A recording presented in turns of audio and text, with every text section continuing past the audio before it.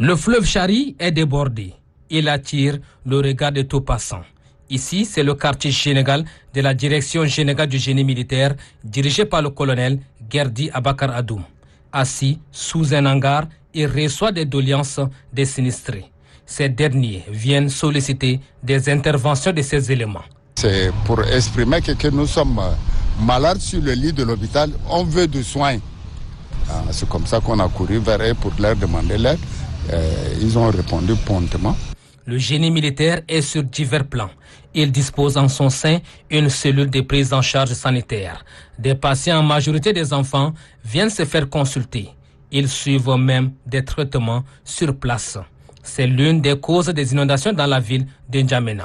Chaque matin, sur cette grande voie de la commune du 9e arrondissement, un débriefing avant d'entamer avec les travaux. Ici, les éléments du génie militaire et ceux de la force Barkhane, main dans la main, au secours des sinistrés. Il facilite la tâche à cette frange de la population victime du débordement des eaux du fleuve Chari et celle du Logone. Ça fait déjà 3 ou 4 jours ou 5 jours que voilà, on a observé ce système de sauvetage et c'est vraiment très bien. Par exemple, ce matin, ils ont venu, ils ont pris nos jarkans.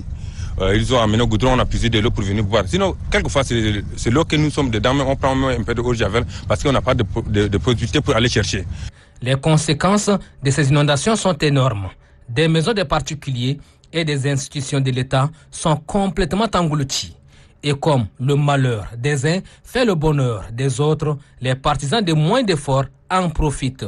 Et pour contrecarrer ces derniers, les sinistrés eux aussi ont adopté des stratégies pour y faire face. Sur les toits des maisons, ils veillent au quotidien sur leurs biens. Ils nous ont beaucoup aidés à travers les évacuations de nos effets. Et nous les félicitons ainsi que l'armée tchadienne, aussi qui était des recours à travers la mairie, qui était venue au secours lorsque la digue était encore debout.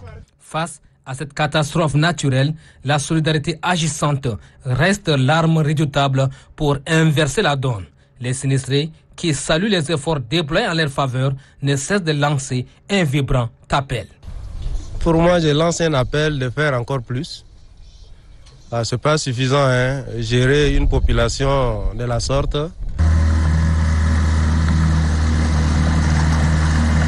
Dans le cadre de la gestion de cette catastrophe naturelle, le chef de l'État, le général Mamadi Zebitno, a donné des instructions fermes au gouvernement d'union nationale, à sa tête le Premier ministre Saleh Kebzabo, de s'investir résolument et déjà le ministère du Genre et de la Solidarité nationale n'a ménagé aucun effort.